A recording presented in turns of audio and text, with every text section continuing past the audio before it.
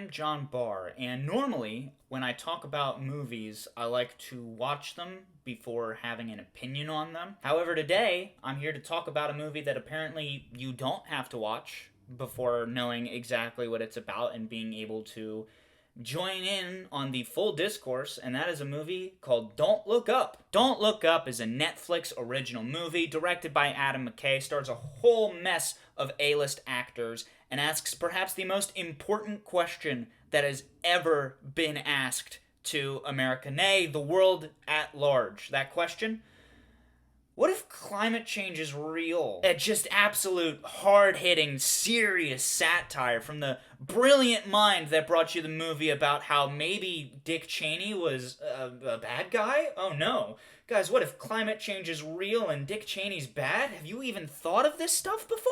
Since the movie has come out, a lot of critics have written reviews that are like, hey, this movie ain't so good. And these reviews have made the director, Adam McKay, and the writer, Dave Sirota, be very, very up in their feelings and just posting real down bad statuses on Twitter left and right. No, sorry, I mean just left. They've been posting left because everybody who posts something against their movie, they're right. Not right, but they're alt-right. Anybody who doesn't like the movie is a climate change denier. Adam McKay, at Ghost Panther, director of this movie, tweeted, "Loving all the heated debate about our movie. But if you don't have at least a small ember of anxiety about the climate collapsing or the US teetering, I'm not sure Don't Look Up makes any sense.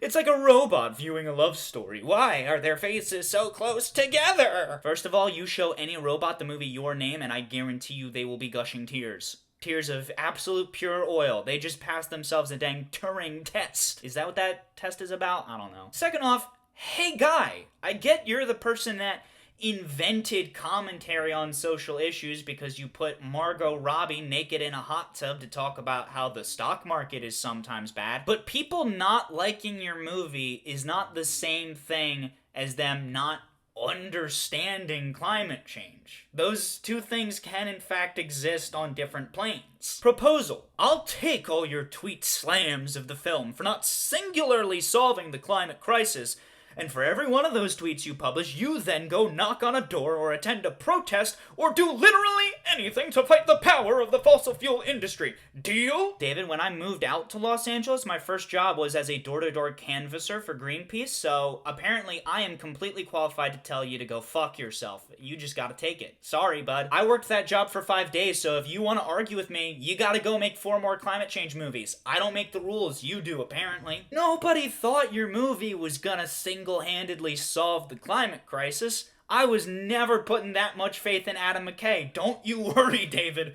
We did not have those expectations of you. The very way they discussed the film exemplified the problem that the film was trying to draw attention to.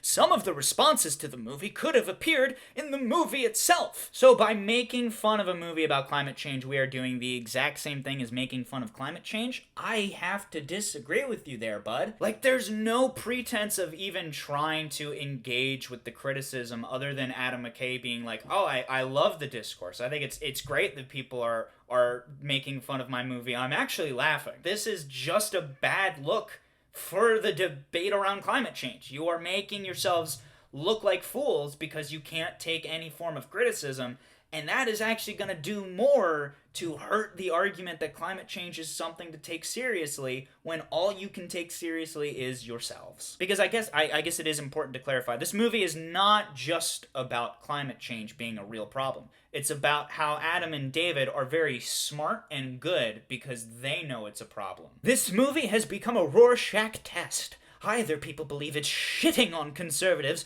or they believe it's shitting on liberals. But really, what it's really shitting is the...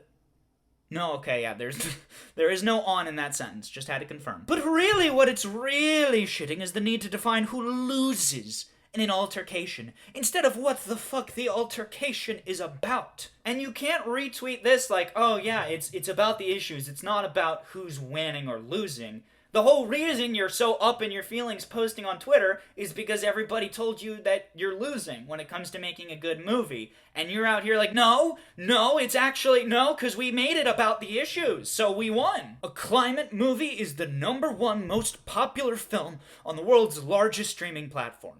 This is an enormous win. If you can't at least acknowledge that, then it's a safe bet that you're a character in that film. Kinda sounds like you're just trying to brag about winning, bud.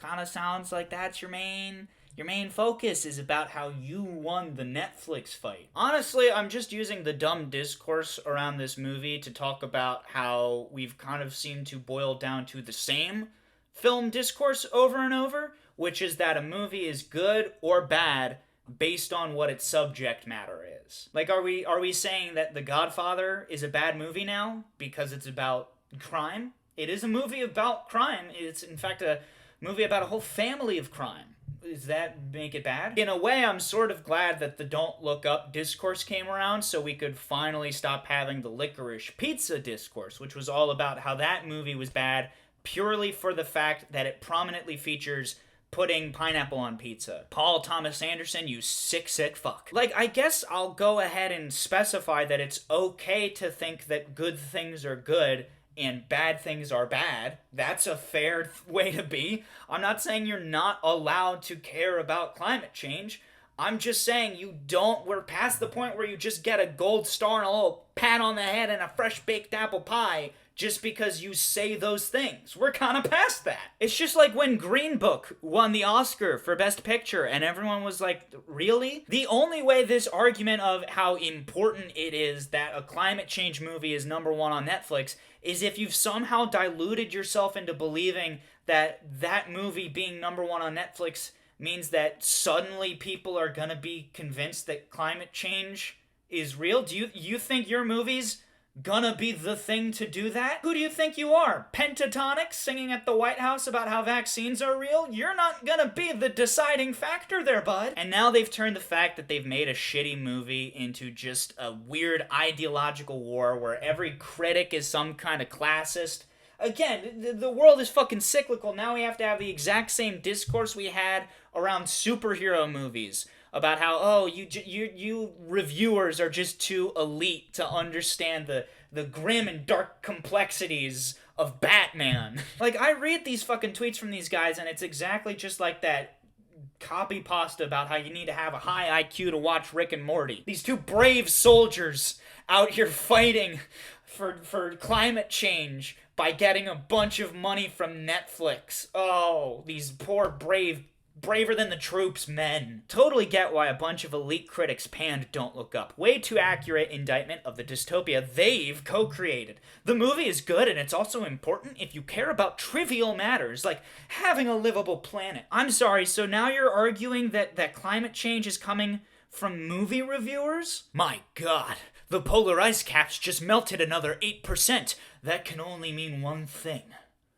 Red Letter Media uploaded another YouTube video. Here's another bad take. It's crazy to see people panning Don't Look Up while gushing about Succession because they're both Adam McKay stories that center on a similar critique. To me, it seems like people either prefer one form to the other or flat out don't understand the stuff they consume. Fucking what, my dude? Yes, sometimes there is a difference in quality between two pieces of media just because they tackle similar subject matter. That's like saying The Social Network is as good as Weird Science because they're both about geeky guys who invent something that gets them into a little bit of shenanigans. Like, okay, yeah, you fucking got me. I like the TV show that Adam McKay produced more than the movie that he directed. That's not me being ideologically compromised. That's just me having taste. So this one user pointed out, yes, I do prefer one to the other. Succession is better written. And then JQ responded, wow, a performance-driven prestige drama is better written than a comedy. Wild. This is another weird new wrinkle. I guess Don't Look Up doesn't have to be good because not only is it about climate change, it's also a comedy. Comedy is famously something that doesn't matter how well it's written. It's just something that exists, and as long as somebody laughed at it, that makes it good. One is a great, well-written show where the critique is shown, not told. The other is an uber didactic satire that beats you over the head nonstop with the point. Folks, it's comedy. Oh, I'm sorry. Did you want something that's good? Well, then you shouldn't have watched a comedy. I think that's a pretty good mindset for a comedian to have, is that comedy is bad and doesn't matter. I mean, fuck, it's not like this video matters. I made it just so I could scream about it here instead of screaming at it at people I know in real life. This is just me being able to vent, and it's gonna get like, I don't know, 12 views. This video doesn't matter fully. I'm just saying that as somebody who cares about comedy and who cares about climate change, I just feel like brushing away every single critique of something that is trying to be both and doesn't accomplish that as being just like some alt-right conspiracy theory shit is not very helpful, and is in fact not going to help us move any closer to doing something about climate change. Especially if the real point of this movie is that climate change is actually the fault of, like, movie reviewers and the news, because I almost forgot about this tweet. Hi, bunch of news outlets. Don't Look Up exposes your dangerous failure to platform the climate crisis with the urgency it deserves. You need to watch and reflect. What will your children say about you? Hey, Adam. Hey, bud. If you just wanted to make a movie about how the news is full of a bunch of egomaniacs who don't talk about things that actually matter, then good news, you already fucking made that movie. And you actually made it funny that time. What happened? Anyway, I'm probably not gonna watch Don't Look Up ever. I'm probably just gonna start digging into season 2 of The Witcher, although that show is inherently bad because it is about stabbing. So, but if you like this piece of dumb content, hey, good news. I have some that I've made before, and I plan to make even a few bit more. So why not subscribe to the channel? Why not like this video? Why not leave a comment about your favorite movie and how good or bad it is based on whether they're good or bad people in it? Anyway, I have to go adopt 15 cats because I made fun of the movie Cats a couple times, and according to David, that is the only way to make good. I'm gonna need to buy so many allergy meds.